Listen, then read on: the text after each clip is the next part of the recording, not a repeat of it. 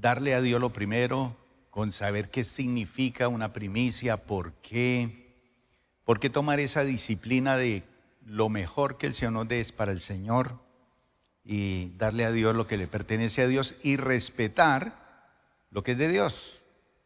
¿Y qué pasa si yo tomo lo que es de Dios?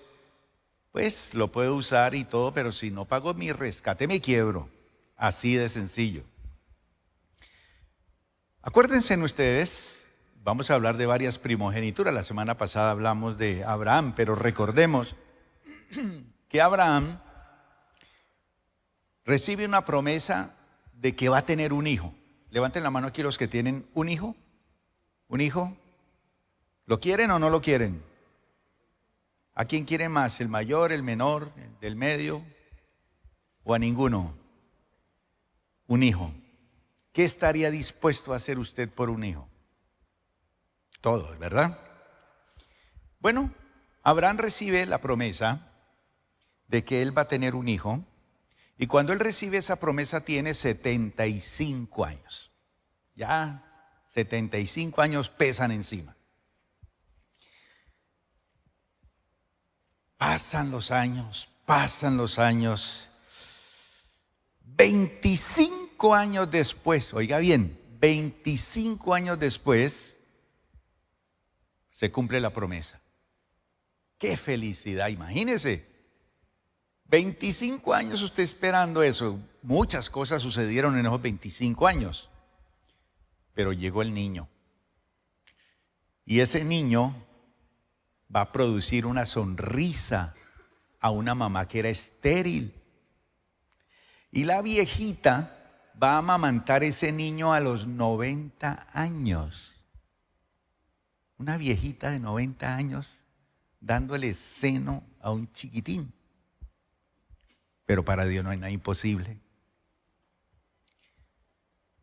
Así que él tenía 100, ella 90 cuando le llega esa preciosura de hijo. Cuando más o menos él tenía unos 17 a 20 años, es que el Señor va a poner en orden a Abraham y le va a enseñar un principio que va a ser guardado por el pueblo de Israel y sus descendientes para siempre. Y es aprender que lo primero le pertenece a Dios. Y entonces Abraham, Dios le dice, necesito que subas al monte y me sacrifiques ese niño para mí. La tierra de Canaán era una tierra que tenía esa costumbre de sacrificarle sus hijos a los ídolos, a los demonios. Otros los ofrecían como ofrenda quemada, quemaban el primer hijo y lo entregaban a los demonios. Era una cultura que había allí. Pero Dios le va a enseñar al pueblo de Israel a través de este episodio que a él no le agradaban los sacrificios humanos. Aquí en América también sacrificaban seres humanos. Entonces, sin embargo, Dios va a poner a prueba a Abraham y lo lleva a la montaña. El niño lleva al muchacho, lleva la leña. El papá lleva el fuego, lleva el cuchillo. Todo estaba bien, pero el pelado dice, aquí falta algo. Falta el cordero, nada menos. Y el papá le dice, no te preocupes que Dios proveerá. Dios proveerá. Esa palabra es muy linda. Dios proveerá. Así que llegan a la cima de la montaña y imagínese usted ese espectáculo allí. Él arma con piedras arma el altar, amarra al muchacho, pone la leña, todo. Cuando ya está todo listo, va a hundir el cuchillo para degollar a ese muchacho. El libro de Hebreo nos dice que cuando él subió a esa montaña, él tenía tanta fe que aunque él matara a su hijo, él iba a resucitar. Así era la fe de Abraham.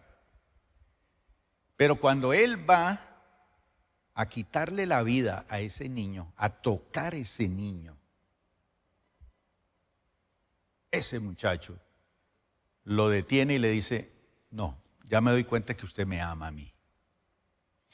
Ese amor tan profundo de decirle a Dios, esto yo lo quiero y esto, 25 años esperándolo y me llega y ahora tú me lo vas a quitar. No entró en esas discusiones. Era su amor por Dios muy especial. Y lo que trata de generosidad es la expresión del amor. Y resulta que detrás de ellos hay un corderito enredado allí entre los arbustos. Y sirvió como sustituto y murió el cordero. Y ese cordero va a sustituir la muerte de ese primogénito. O sea, murió el animalito y se derramó la sangre de ese animalito y no la de ese muchacho. Y a partir de ahí, él entendió que ese niño, por más que era de la promesa y que venía dentro de él la bendición para futuras generaciones, él entendió que ese niño le pertenecía a Dios. Y eso lo tenemos que entender también cuando presentamos nuestros niños al Señor en la iglesia. Uno los suelta, lo entrega al ministro, el ministro ora, lo presenta al Señor, ora y se lo devuelve bendecido al papá. La diferencia es que aquí yo lo tuve. Aquí lo entrego y luego lo recibo con la bendición de Dios. Y ese niño va a ser bendecido. Y Dios va a bendecir a los que bendigan a nuestros hijos. Y también se meten en problemas los que lo toquen. Porque ese niño le pertenece a Dios. Entonces, cuando yo dedico algo para Dios y lo respeto, que es lo primero, el Señor me protege todo lo demás. Más adelante,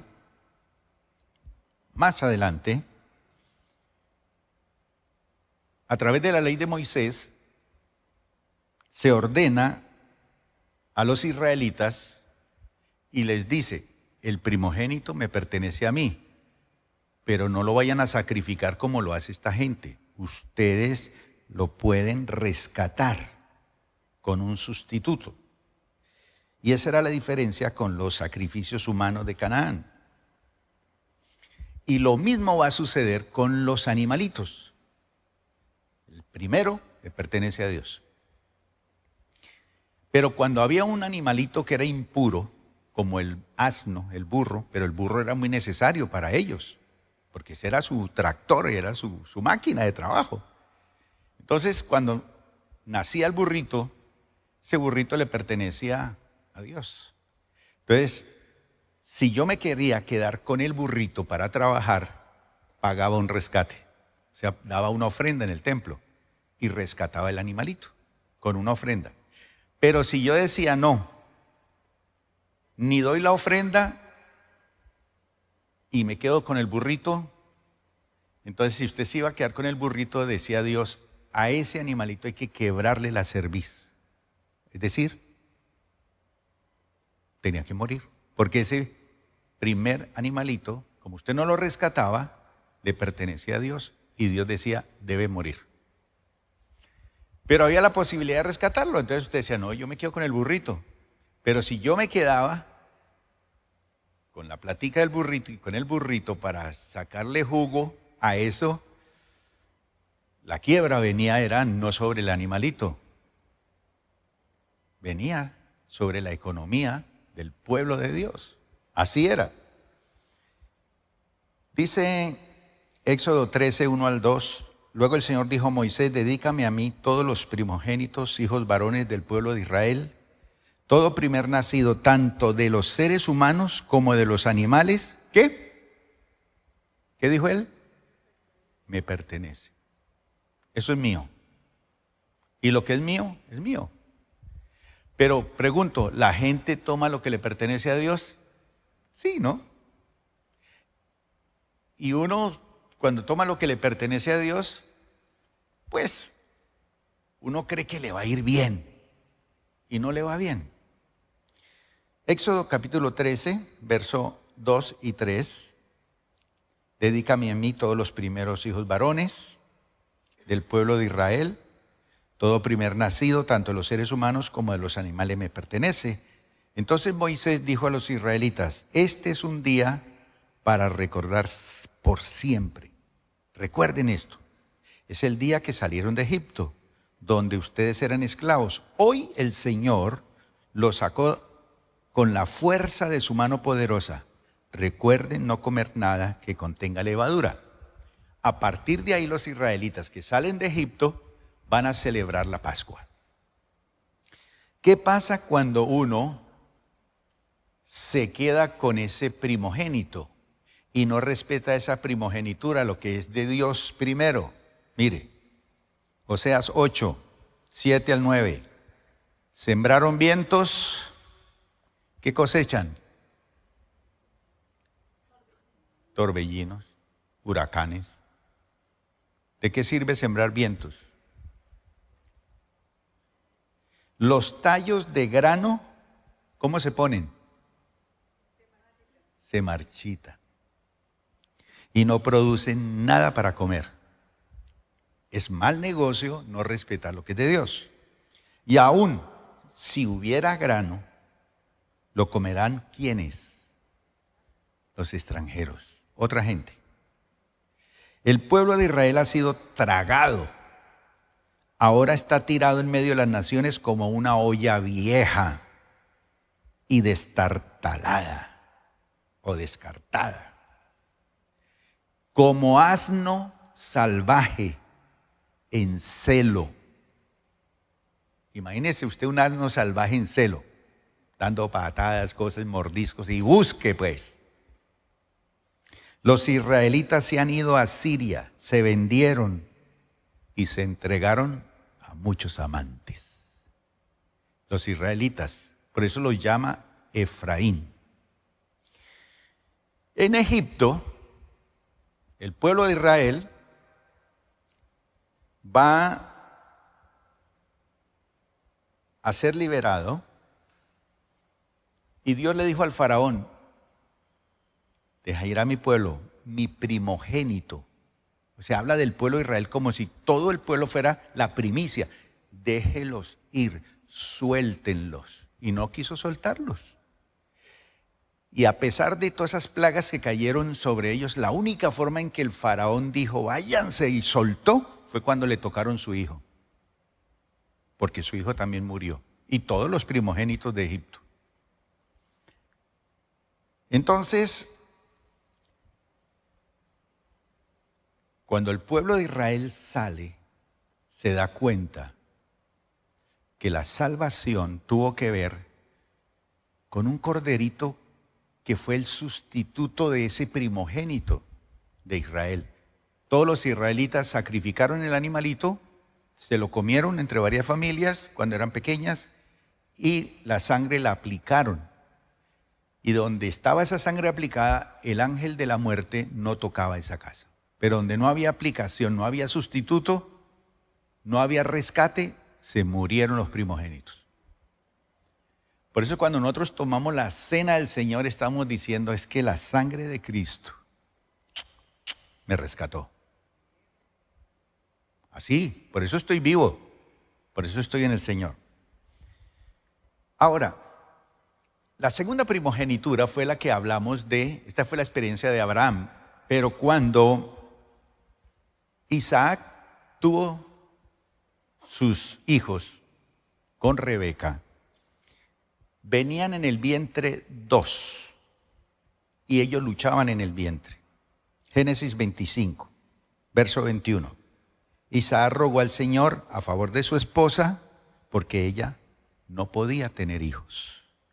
El Señor contestó su oración, la de Isaac y Rebeca, y quedó embarazada de mellizos. Le llegaron dos de una vez. Pero los dos niños luchaban entre sí dentro del vientre.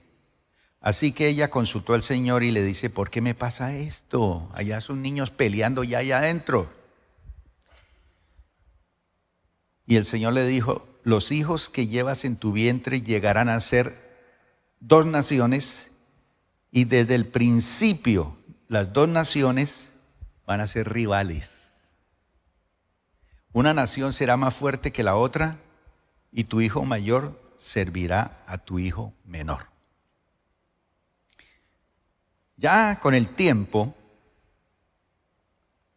Esaú se va a casar con una cananea y lógicamente ya hay mezcla allí y se va a formar una nación.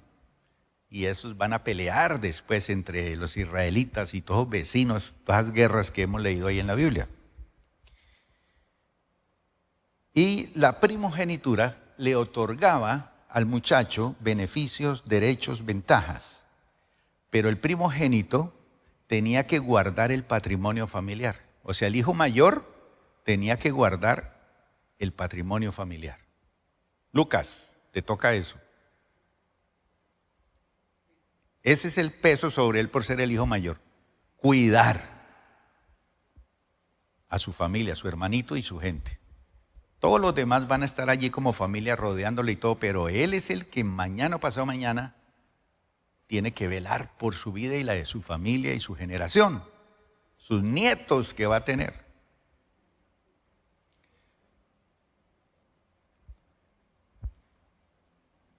Ese primogénito, entonces, la herencia que dejaban sus padres se dividía en tres partes. Y dos de esas tres partes le pertenecían al primogénito.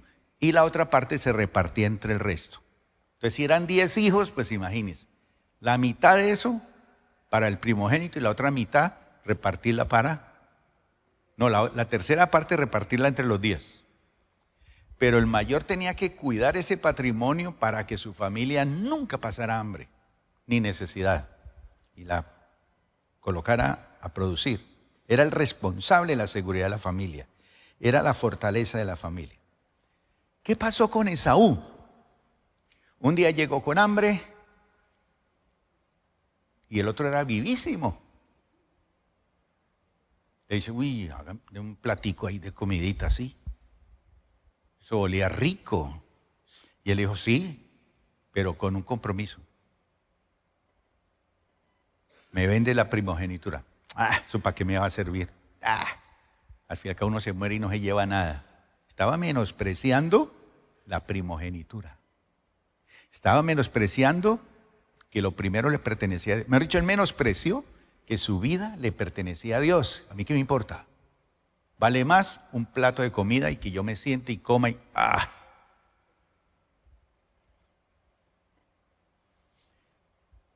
y la vendió. La vendió. Luego le quitan la bendición. Tremendo eso, ¿verdad? Luego, con el tiempo, Jacob va a ser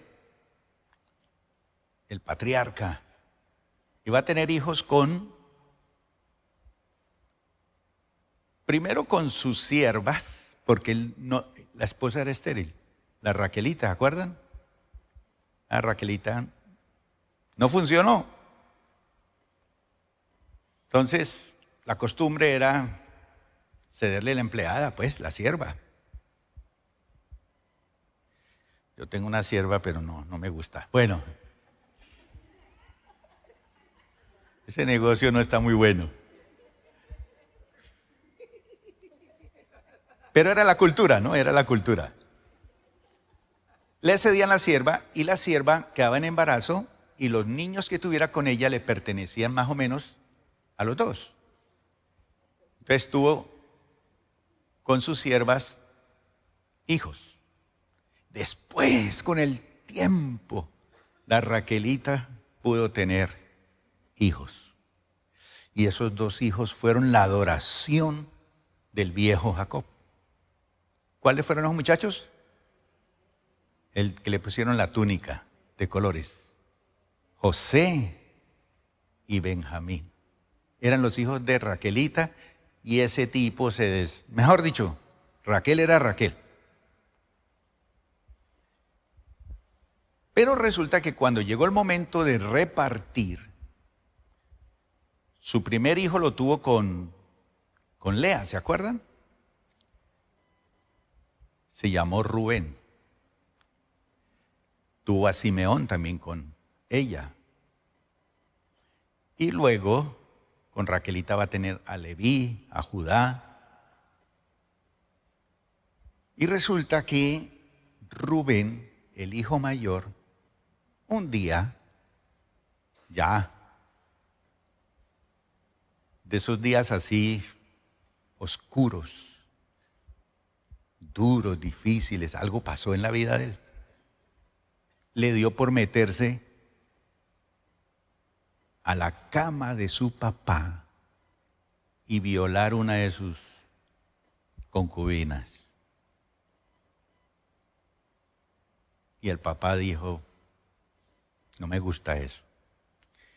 Más adelante, él le va a quitar a Rubén por haber hecho eso la primogenitura. La perdió. Por la carne, la perdió.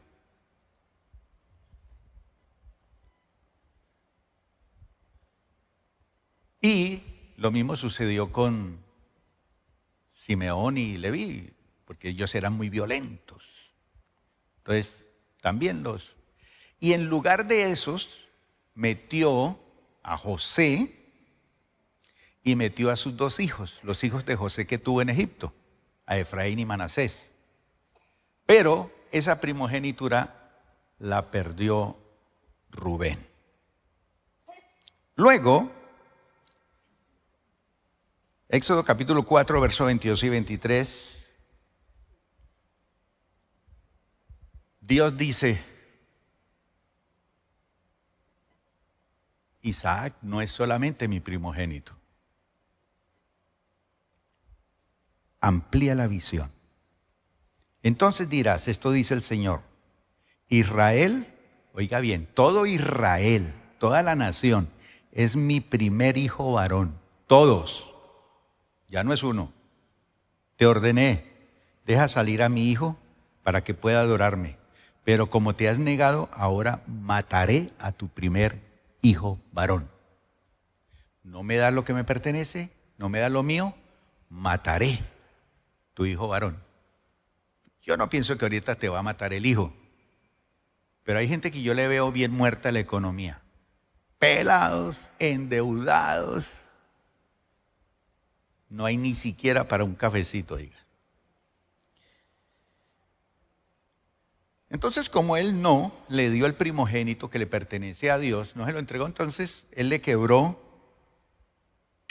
la cerviz al primogénito del faraón. Y eso fue desastroso. Deuteronomio capítulo 28, versos 11 y 13.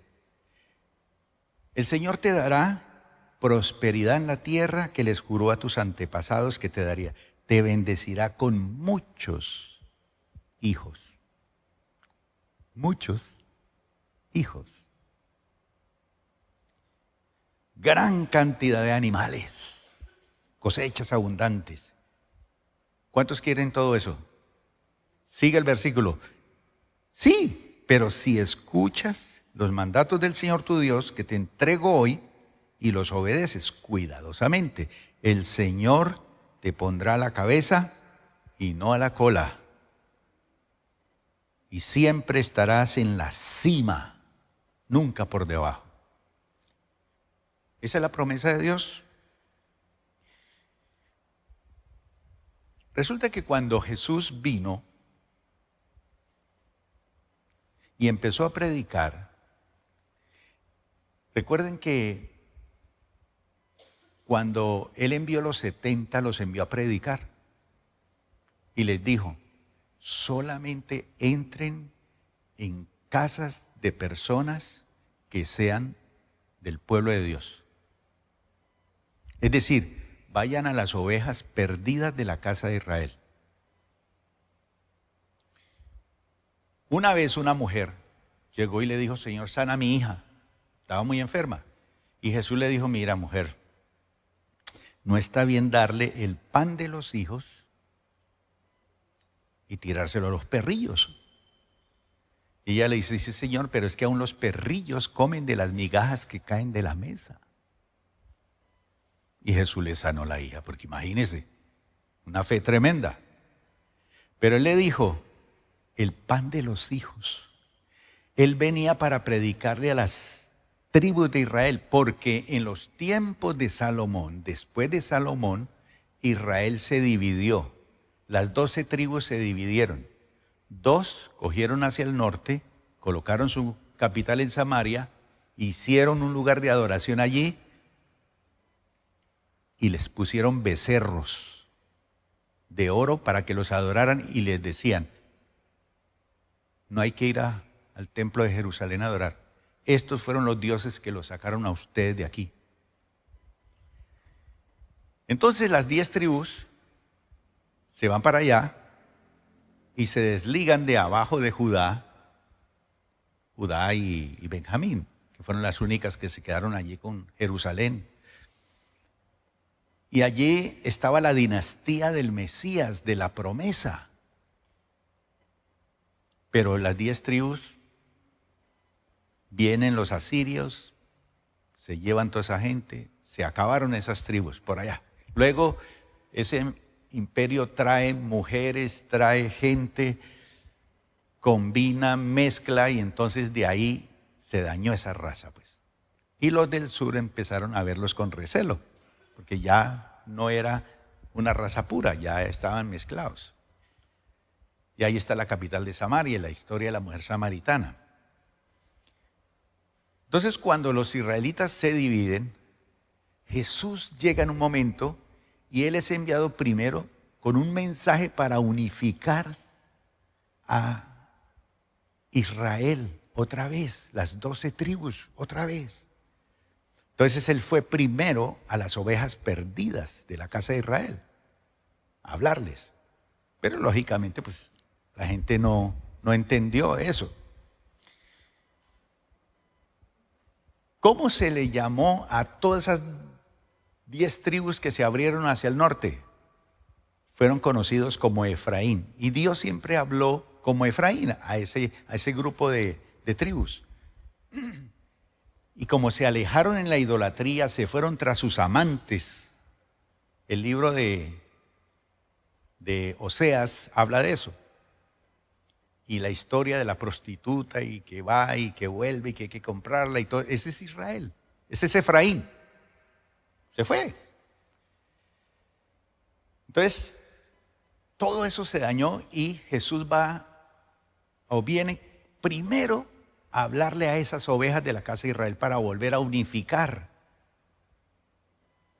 Y esas ovejas pues estaban muy duras de corazón, sin embargo, vino a los suyos, dice. Y los suyos no le recibieron. Entonces el primero fue en esa misión. Él fue enviado para ayudar a las ovejas perdidas del pueblo de Israel. ¿Quiénes eran esas ovejas perdidas de la casa de Israel? Efraín. Por eso cuando usted lee, oh Efraín, ¿cuántas veces quise buscarte? Ese Efraín es Israel, pero las 10 tribus, no las de abajo. ¿Qué pasa cuando Jesús entra a Jerusalén? Cuando Él va a entrar a Jerusalén, Él primero manda a un discípulo para que vaya y busque, ¿qué? Un burrito, un asno. El asno es un animal impuro. Entonces cuando Jesús dice, bueno, y si preguntan, dígale que el Señor lo necesita. Así de sencillo. ¿Qué? ¿Para dónde llevan el burro? No, que el Señor lo necesita. Ah, bueno, si el Señor lo necesita, lléveselo. ¿Por qué Jesús entra montado en un asno? Porque el asno representaba a Efraín, asno salvaje, en celo, rebelde, caprichoso. Entonces al Señor entrar montado en ese burrito, era el cordero que va a morir en sustituto para salvar al burrito, Israel. Pero ellos no lo entendieron. Y los niños cantaban, Hosana al que viene en el nombre del Señor. Y mandaron callar los niños. ¿Y qué dijo Jesús?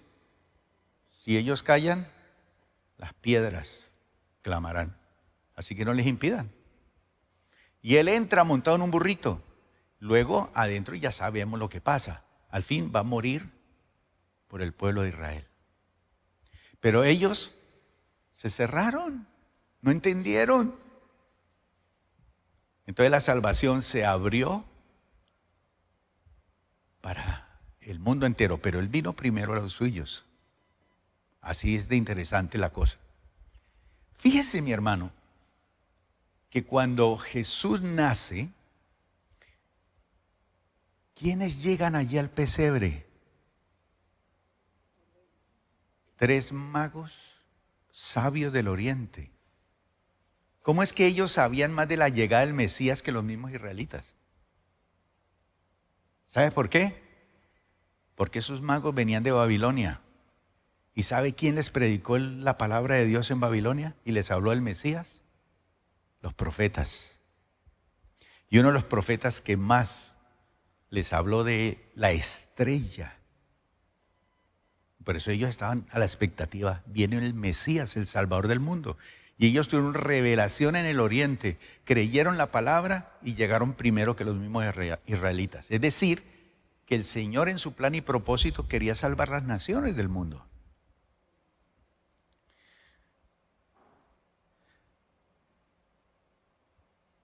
Pero hay otro primogénito. Hebreos capítulo 12, versículo 22 al 24. Ojo con este primogénito. Esto me estremeció a mí mucho. Dice así la palabra. En cambio, ustedes, está hablando el autor de Hebreos a hebreos, pero le está hablando a algunos hebreos que habían conocido el Evangelio y estaban de alguna manera desanimados. Entonces el autor de Hebreos le está diciendo, mire, no se desanimen. No se desanimen, tranquilos, firmeza. Y los pone con la historia del pueblo de Israel en los tiempos de Moisés, por allá en el monte Sinaí. Cuando hemos leído la Biblia por allá en Éxodo, después en el Nuevo Testamento vuelve uno a recordar cosas. Pero mire lo que dice aquí. Le dice, ustedes en cambio, para hacer comparación con los israelitas de ese tiempo, ustedes han llegado al monte Sión. ¿Cuál es el monte Sión? Donde está ahorita la explanada, donde está el muro de los lamentos, donde se construyó el templo. Dice, a la ciudad del Dios viviente, pero no esa, a la Jerusalén celestial. Yo sé que ustedes quieren gastar platica, ir a Israel y conocer Israel. Pero yo estoy más interesado en la Jerusalén celestial. Eso allá hay bombas y cosas. O si no, pregúntenle al padre Chucho. Bueno. Le dice, ustedes, oiga bien, han llegado a la ciudad del Dios viviente, a la Jerusalén celestial, a incontables miles de ángeles que se han reunido llenos de gozo. Ustedes han llegado a la congregación de ¿quiénes? ¡Wow! ¿Qué somos nosotros? ¿Sabe lo que significa eso? ¿Y cómo logró usted ser primogénito? Pero usted merecía la muerte, porque era primogénito. Usted merecía la muerte, porque usted era el primogénito, pero para que usted esté vivo y esté bajo la bendición, tenía que alguien morir como sustituto por usted. ¿Quién fue? Jesús. Mire lo que sigue diciendo. Ustedes son los primogénitos de Dios cuyos nombres están escritos en el cielo.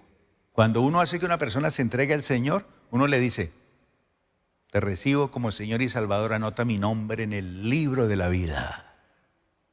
Y cuando los 70 fueron a evangelizar y regresaron contentos, les dice: no se alegren de que los demonios salían y los enfermos se sanaban. Alégrense que sus nombres están escritos en el libro de la vida. Un aplauso.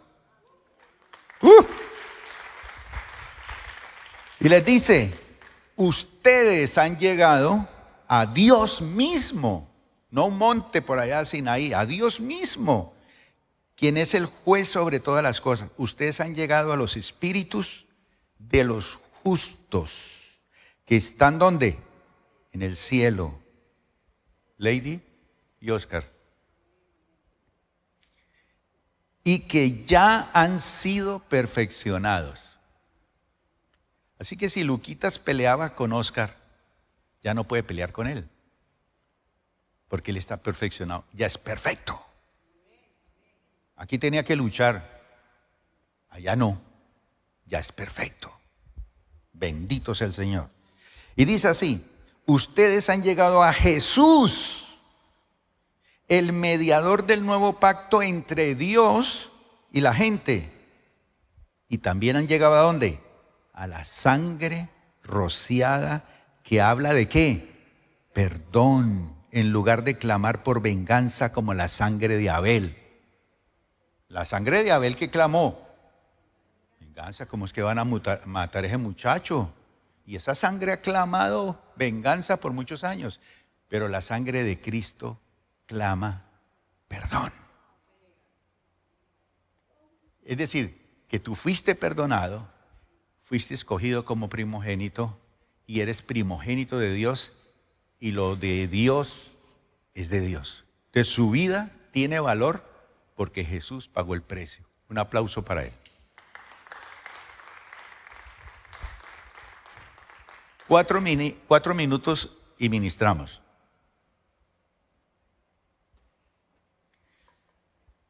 La palabra de Dios dice: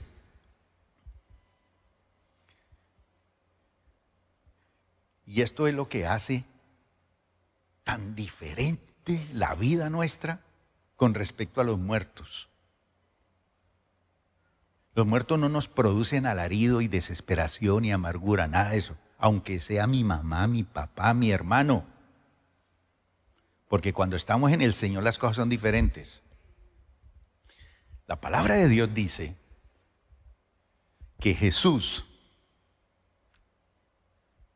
cuando murió en la cruz, dice que Él descendió a las partes más bajas de la tierra, al Hades, al Seol. Entonces, cuando Él muere, su espíritu baja al lugar de los muertos. Pero ese lugar de los muertos tenía 2 niveles, uno abajo y uno acá. Edwin, hágase aquí abajo, por favor. Usted está en el Hades. Ahí.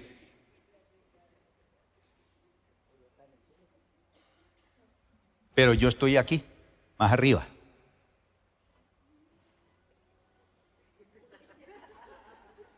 El problema es que entre él y yo hay una cima, que por más que querramos tocarnos, no podemos. Nos separa. Eso en el Antiguo Testamento. Entonces, Jesús contó una historia, ¿no? Él tenía sed. Quiere decir que en ese lugar de tormento, que se llama el Hades, oiga bien, se siente. Hay plena conciencia. Se tiene conciencia del pasado y se tiene conciencia del presente y se tiene conciencia del futuro y se sabe que está uno allá, pero no hay salida. Este señor que está allá abajo va a salir de allá, pero va a ir al juicio a dar cuenta delante de Dios de su vida. Pero yo, estamos en el Antiguo Testamento, estoy en el mismo lugar, pero yo estoy en un lugar que se llama el paraíso. el seno de Abraham. Entonces yo aquí estoy tranquilo, consolado.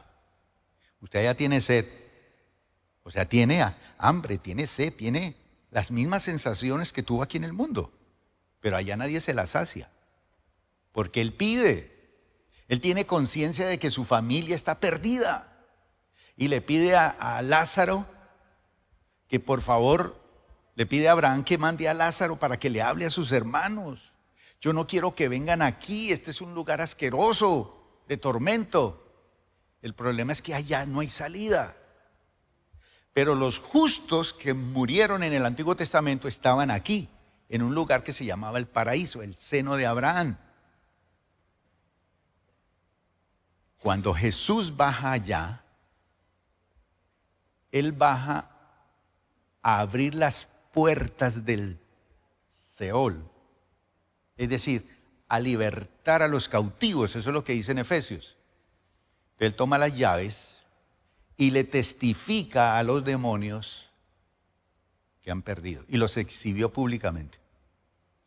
Abre las puertas y los que estaban en este nivel resucitan. Muchos muertos se presentaron en Jerusalén. Pero cuando Jesús resucitó, y la Biblia dice que Jesús es el primogénito de los que han resucitado. Fue el primero. Y si Él resucitó, nos abrió la puerta a esa esperanza. Un aplauso para el Señor. Ahora, en el Nuevo Testamento, ya cuando una persona muere en el Señor, ¿para dónde va? ¿Para el Seol? ¿Para el Hades? No. Bueno, los muertos van a ese lugar de tormento. Pero ese lugar de tormento no es el infierno. Porque la Biblia dice, bueno, sí es el infierno, pero no es el destino final. Porque ese todavía es un poquito caliente, frito. Dice la Biblia que Satanás, los demonios, serán lanzados, y el falso profeta, y todos los que sean juzgados, serán lanzados a un lago de fuego. Dice que el Hades, que sostenía a los muertos, también va a ser tirado a ese lago de fuego. Y la muerte será vencida para siempre. Pero Jesús, al resucitar de los muertos, fue el primero, la primicia. O sea, Él hizo posible nuestra redención, pero hizo posible que Oscar y Lady y usted y yo volvamos a vivir, pero en una dimensión totalmente nueva. Pero ¿qué pasa con los que mueren sin el Señor? ¿Para dónde van? ¿Directo? ¿Al infierno? Para allá van. Y los que mueren en el Señor, dice, Pablo decía, es mejor estar presente con el Señor, allá con el Señor. Bueno, cuando se dé la resurrección de los muertos para que todo el mundo dé cuentas a Dios, los impíos le van a decir por qué están en el lago de fuego y por qué están en el infierno y van para el lago de fuego. Y a los justos no hay ninguna condenación. Estos entraron antes a ese lugar porque Cristo murió en la cruz y ahí se abrieron las puertas. Y hay algo más.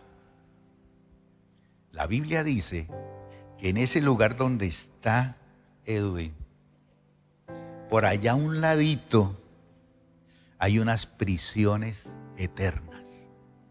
Prisiones. Y hay unos ángeles que pecaron, perversos. O sea, los demonios han sido malos, pero esos ángeles caídos son mucho más malos. Y dice la Biblia que ellos van a ser soltados de esas prisiones y van a atormentar la humanidad por 6 meses. Que serán como mordeduras picaduras de escorpión, de serpiente, cara de león, colas de serpiente y cuerpo de escorpión. Y son ángeles que van a atormentar a la humanidad durante la gran tribulación. Y están reservados, son tan malos que los tienen en prisiones. Todo eso está reservado.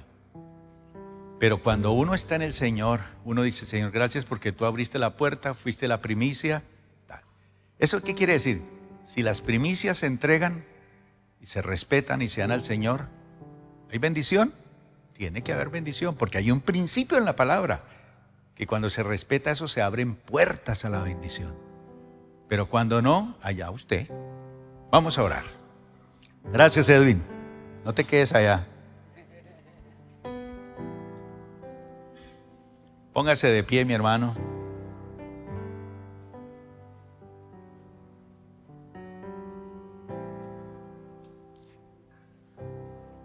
Entonces, cuando usted va a hacer algo y obtiene lo primero, para Dios. Cuando tenga un hijito, dígale: Señor, aquí está este muchacho. Aprenda a ofrendar una primicia, un buen negocio, algo nuevo que aparece. Cuando uno separa los diezmos para el Señor también yo reconozco eso. Y hay un misterio en todo esto, hermano. Es la bendición del Señor. Padre, en el nombre de Jesús,